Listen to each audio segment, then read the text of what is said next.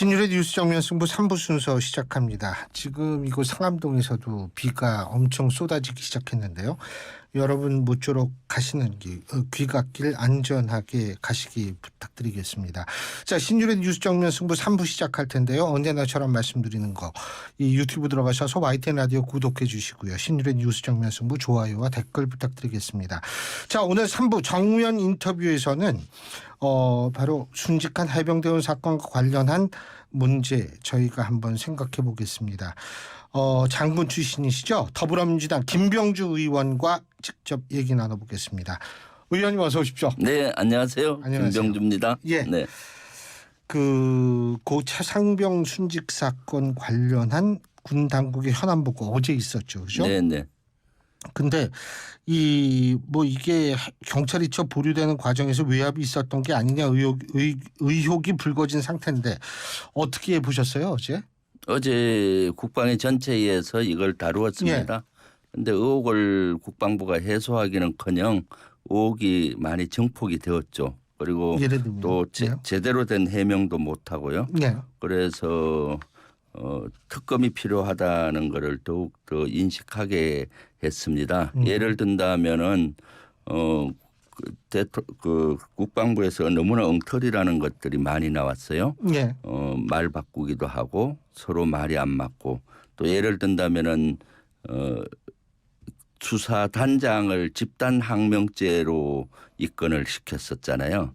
그리고 그 밑에 2명을 집단항명으로 했고 집단항명 무언 근거로 얘기를 했느냐 근거가 있을 거 아니에요. 근데 그게 집단항명에서 항명으로 바뀐 거 아닙니까? 바뀌었죠. 초기에 집단항명으로 수괴라는 어마무시한 죄를 걸어서 압수수색하고 맡겼잖아요. 무슨 근거가 있었을 거 아니에요. 그래서 근거를 물었더니 3명한테 전화를 했는데 전화를 안 받아서 저들끼리 모의를 하고 있는 걸로 생각을 해서 집단항명 수괴죄 또는 집단항명죄 2명은 이렇게 걸었다는 거예요. 그러고 나서 진술서를 받아보니까 집단항명 수괴죄가 아니라서 수사단장은 항명으로 바꾸고 그 밑에 근무했던 광역수사대장하고 수사관은 피의자에서 참고인 바꿨다는 겁니다. 아니 전화를 안 받는다고 집단항명 수괴죄로 건다는 게 마치 코미디 같잖아요. 그와 같이 허술하고 또 금방 집단항명 수괴를 항명으로 바꾸고 집단항명죄를 없애버리고 이런 것들은 그야말로 가행 수사라든가 무리한 수사였고 입막음 수사였다라는 이런 것들을 반증하는 그런 것들이라고 보여지죠.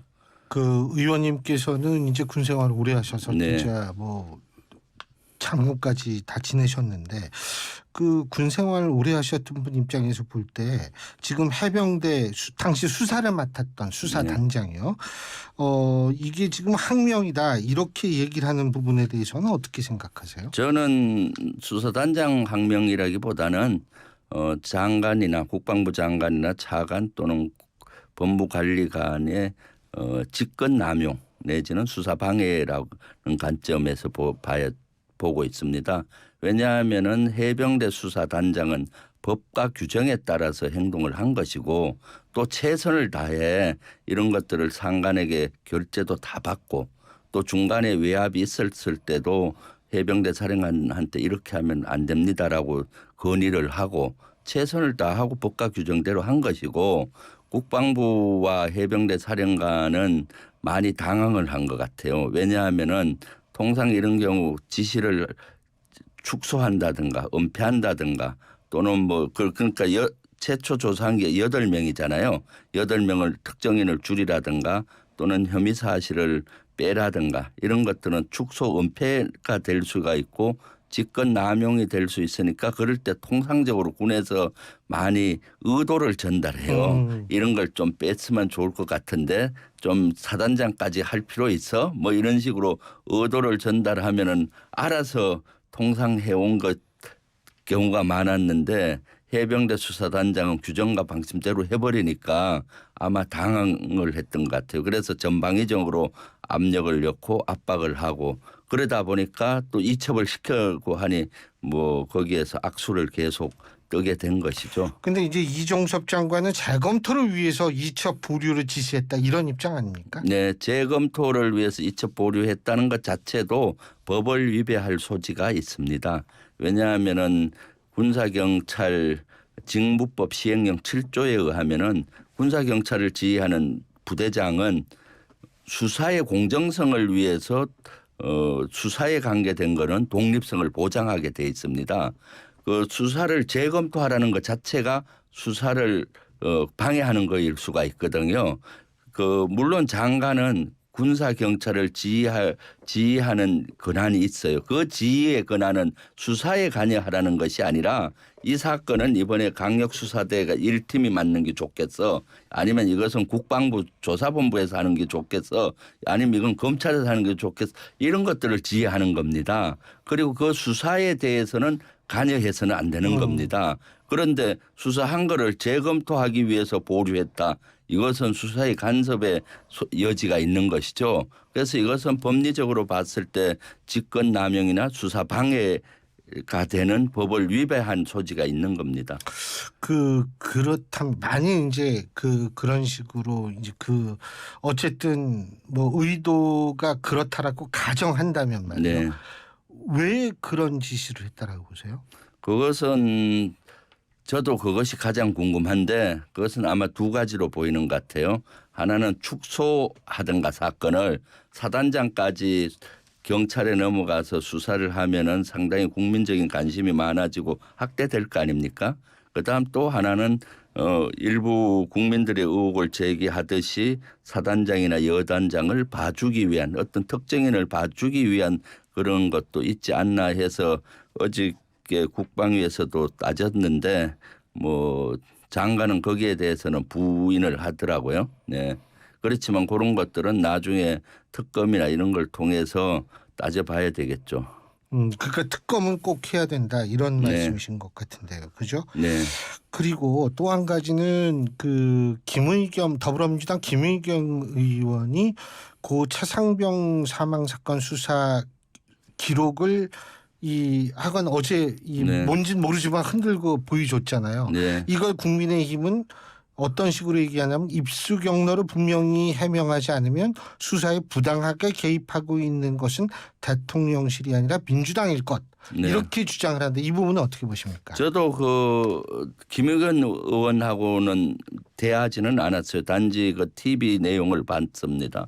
그때 김의겸 의원이 들고 흔들었던 거는 한 20쪽 정도 내외 서류더라고요. 네, 뭐 두껍지는 않더라고요. 제가 알기로는 수사 기록은 980쪽입니다. 예. 이것은 어저께 제가 국방부 조사본부장한테 보고를 받았었거든요. 조사본부에서 재검토해서 넘겼지 않습니까?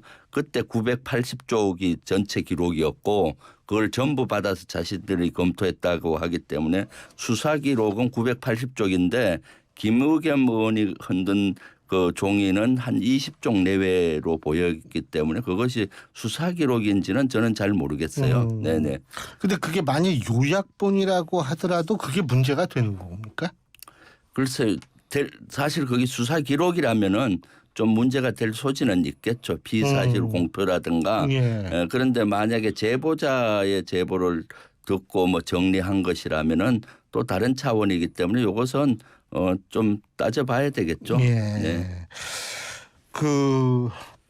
따져봐야 된다라는 말씀이신데 어쨌든 지금 이 부분에 대해서는 특검이 필요하다고 말씀하셨는데 특검을 한다면 이게 이제 상설 특검하고 일반 특검이 있잖아요. 네. 뭐 하여간 시간이 오래 걸리잖아요. 이게. 네. 예? 예. 그럼 그래도 고 최상병의 죽음은 뭐 저도 철저히 밝혀야 된다라는 생각은 갖는데 네. 이 시간이 좀 오래 걸릴 것 같은데 어떻게 보세요? 이거 특검하고 최상병의 죽음하고는 함수관계가 좀 다른 차원입니다.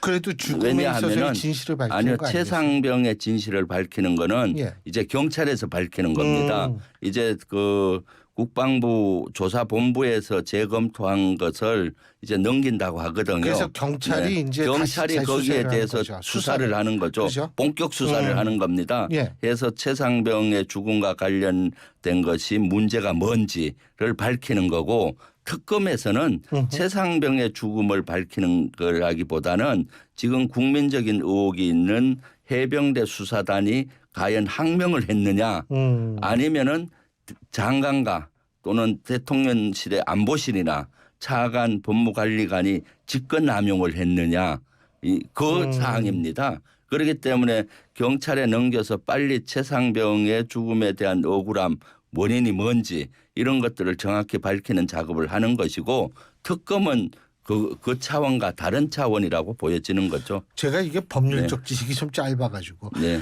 예를 들면은 그렇게 해서 경찰이 이제 수사를 했어요. 그 네. 수사 결과가 나오지 않습니까? 네. 그 나왔는데 이 원래 해병대 수사단에서 이제 수사한 거 네. 그거하고 유사한 게 나왔다. 네. 이렇게 되면 그 문제가 이 특검으로 나갈 수 있는 여지가 많아지는 거죠. 그렇게 되면. 그거하고는 저는 왜 그러냐면 네. 어느 선까지 이게 과실치사가 적용되느냐 이 부분도 중요한 부분 아닌가요? 네, 조금은 예. 함수 관계가 있는데 예. 특검에서 하려고 하는 것은 지금 해병대 수사단이 항명죄로 수사단장이 지금 예.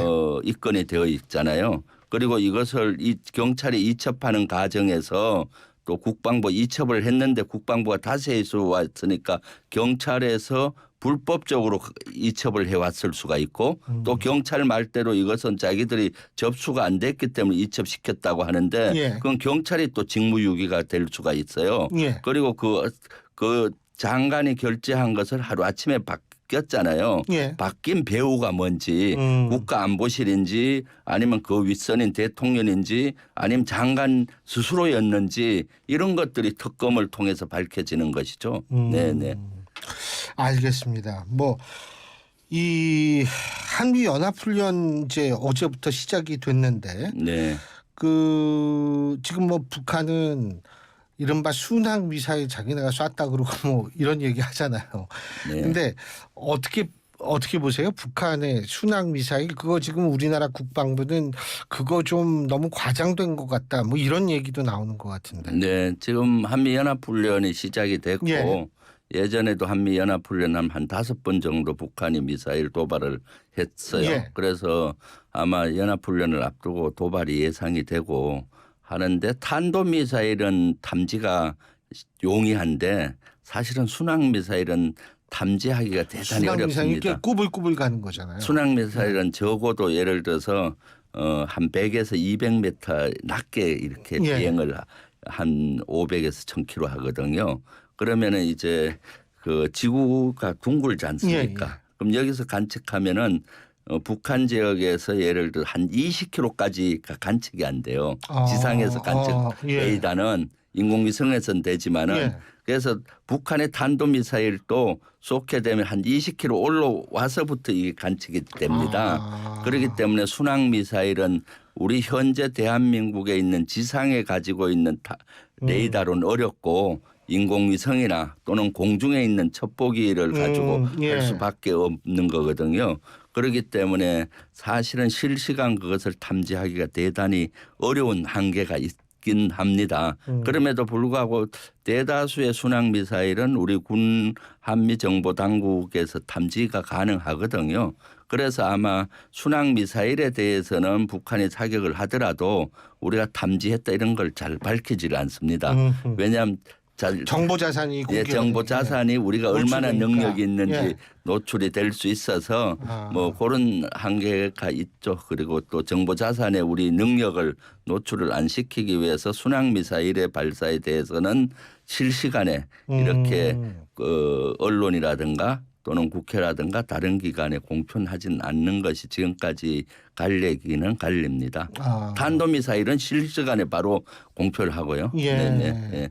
근데 그 한미연합훈련에서 대한 북한의 반발이다 이렇게 보시는 겁니까? 아니면 한미일 정상회담의 결과에 대한 북한의 어떤 일종의 위협이라고 보십니까? 한미일 정상회담에 대한 것은 이미 북한이 한번 거기에 대해서 반응을 했잖아요. 예. 한미일 핵 전쟁 준비 뭐 이런 반응을 한 것이고 지금은 한미 훈련에 대한 반응으로 보이고 또 특히 이번에 24일부터 31일까지 군사 인공위성을 쏟는다고 일본에 예, 예, 통보했잖아요. 맞아요. 예. 그것은 한미 훈련에 대한 반응이면서 또 하나는 그 북한은 무기를 발전시키는 프로그램의 일환으로 하는데 예. 사격 시점을 정치적인 효과가 높이는 한미 훈련 때라든가 이럴 때 하는 거죠. 두 개를 같이 겸한다고 보여집니다. 왜냐하면 지난번에 5월 달에 북한의 군사위성이라고